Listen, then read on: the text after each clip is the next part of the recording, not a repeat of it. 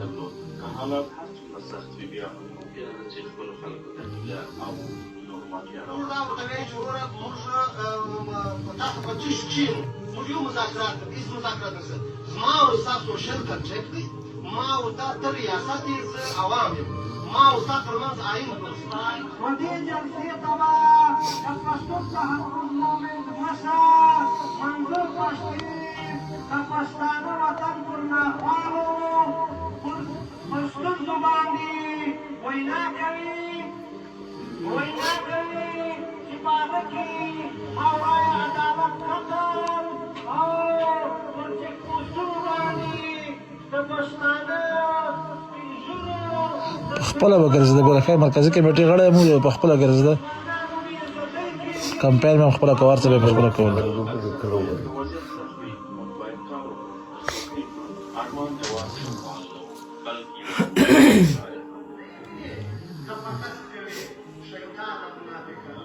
په ټوله کوټه کې چا داسې شعر نه والله که چې په ټول پاکستان کې چا یې تکړه په کوټه کې صرف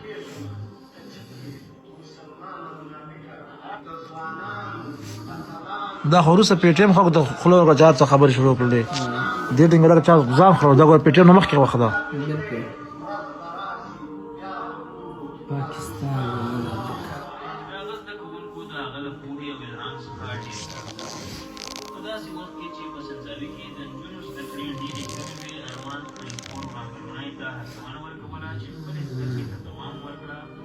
هغه حتی هغې ته کمپیوټر او پرنټر هم واخیست تر څو هغې ته د بریالیتوب لپاره اړین وسایل برابر کړي. شهید ارمان لوڼی واحد انسان و چې ده تاکید به یې کاوه چې په پښتنو ټولنه کې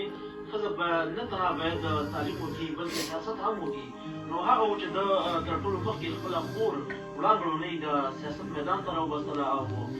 په هر ځای کې به په هر سټیج باندې به دی د وړانګې لوڼۍ خور تر شا ولاړ. که څه هم دی د پښتونخوا غورځنګ کې د مرکزي کور کمیټې غړی و، ولې هغه خپل ځای یا خپل مقام د خپلې خور ته پرېږدي. د 2019 کال د فبرورۍ په 2مه د لومړۍ په یو سولیز احتجاج کې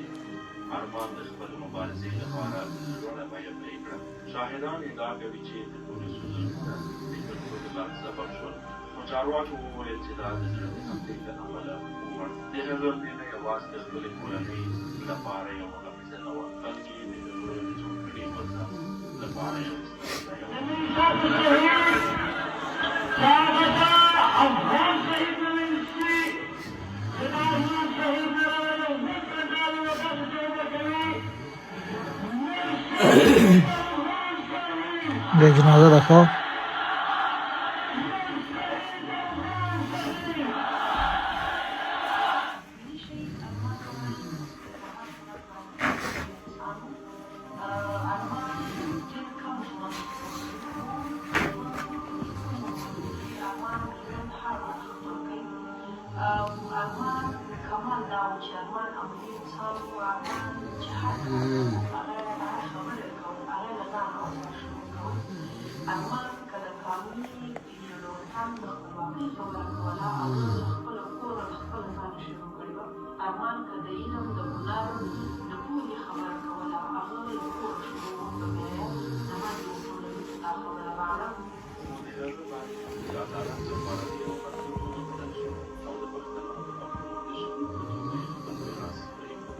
شهید ارمان لوڼی موږ په دغه ورځ له لاسه ورکړی دی. ملي شهید ارمان لوڼي په دین باندې دا غونډه راجوړه ده. زه چې له کلیه راووتمه د کور سره مې چېرته تماس وشو، ما ته مې هغه کوچنۍ لور وایي چې بابا مقصد کله راځې اوس خو له جېله راووتې. ما په زړه کې ویل ما لور ستا خو به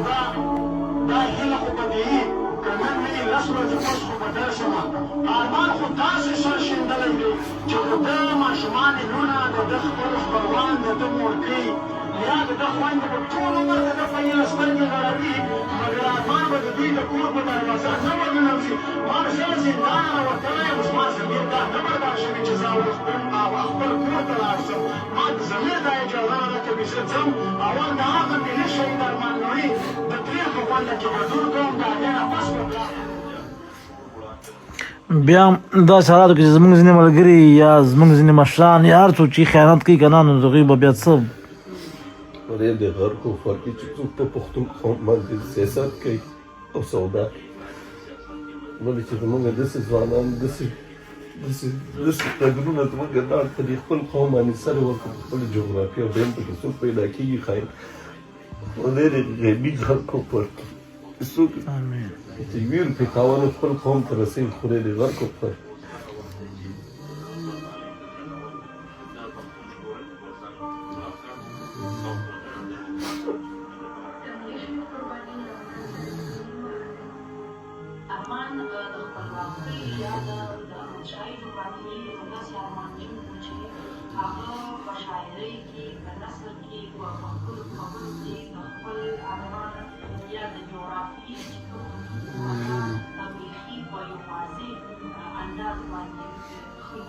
شهید ارمان لوڼي په دې باور چې تعلیم زموږ یوه غني لاره ده.